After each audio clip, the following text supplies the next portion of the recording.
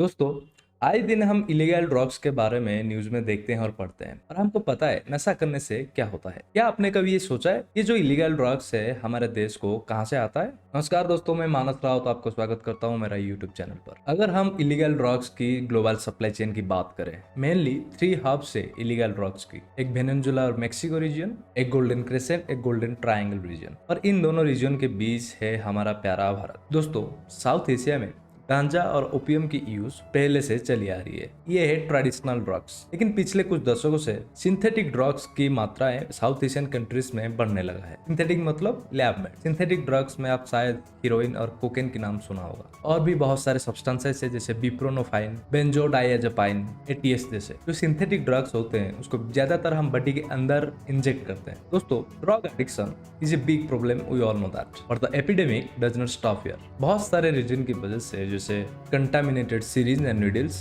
एक आईडीयू से दूसरे आईडीयू के तरफ नीडल्स जाना। आईडीयू मतलब इंजेक्शन ड्रग यूज, जो ड्रग्स इंजेक्शन के थ्रू बॉडी के अंदर जाता है। मूवी इंडस्ट्री में इंजेक्टिंग प्रैक्टिस होना, प्रिजन में भी, और unsafe sexual practices under the influence of drugs. इन रीजन की वजह से एचआईवी जैसे गंभीर बीमारियों ने इन पॉपुलेशन में देखने को मिलता है। अगर हम इंडिया के अंदर इसके सप्लाई चेन की बात करें, those who are involve in the drug trafficking, they are running a parallel economy, मतलब अनअकाउंटेड मनी इसमें चल रहा है जो गवर्नमेंट और आरबीआई को पता नहीं चलता है। और जो ड्रग माफिया हैं, they are very powerful to influence the system for their own benefit. दोस्तों, अगर मैं आपको पूछूं जो सेमी अर्बन और स्मॉल टाउन एरियाज से हैं कि क्या आप लोगों ने इस तरीके की सिंथेटिक ड्रग्स के बारे में आप पहले सुना था, शायद 90% लोग बोलेंगे नहीं, क्योंकि पहले इन ड्रग पेडलर्स की टारगेट हाई क्लास सोसाइटी के लोग थे। लेकिन due to high economic growth अब ये पेडलर्स ने मिडिल क्लास लोगों को टारगेट कर रहे हैं। उनमें से बेसिकली यूथ है जो हमारे देश की भविष्य है। दोस्तों, आप एक चीज ऑब्जर्व करोगे कि जिस सोसाइटी में ज्यादा पैसा है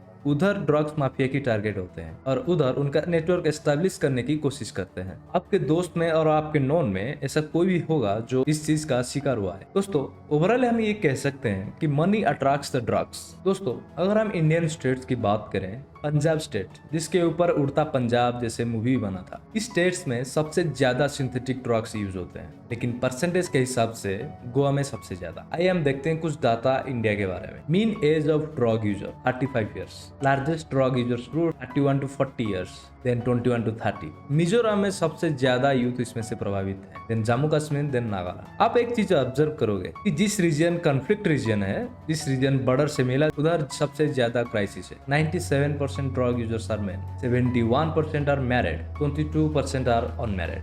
अराउंड 85% ड्रग यूजर पढ़े लिखे हैं, लिटरेट हैं। अराउंड 70% लोग एम्प्लॉयड, उसमें से सबसे ज्यादा सेल्फ एम्प्लॉयड वाले हैं, 34%। आज के टाइम में अगर रूरल अर्बन डिस्ट्रीब्यूशन की बात करें ड्रग यूजर्स की, ये पूरा इक्वली डिस्ट्रीब्यूट होता है, मतलब गांव में और शहर में same amount of drug users पाए जाते हैं। और एक चीज हमको समझना पड़ेगा, जो इतने सारे ड्रग्स यूजर होते हैं ना, सबके पास पैसा नहीं होता। इसी वजह से वो ड्रग यूजर से ड्रग पेडलर्स बन जाते हैं, मतलब खुद कंज्यूमर भी है और खुद बेचते भी है, और फिर भी शॉर्ट हुआ अगर पैसे की, वो चेन स्नैचिंग करते हैं, डाका डालते हैं। क्यों?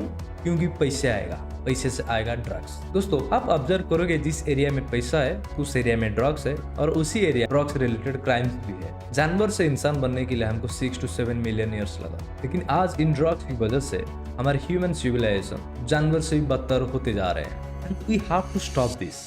लोगों को एक ड्रग्स फ्री सोसाइटी बनाने के लिए आगे आना पड़ेगा, और आगे बढ़ चढ़कर सोसाइटी में भाग लेना पड़ेगा, और सोसाइटी में जो खराब प्रवृत्तियां हैं उसको रोकना पड़ेगा। दोस्तों, अगर आप ये सोच रहे होगे कि आप एक ही है, आप कैसे सोसाइटी में बदलाव ला सकते हैं? दोस्तों, एक बात बताता हूँ, अगर आप सही कदम पर चल रहे हो ना, आपकी जीत जरूर होगा। ये मेरा वादा है आपसे, क्योंकि इतिहास गवाह है, अच्छाई की बुराई के ऊपर हमेशा जीत होता है।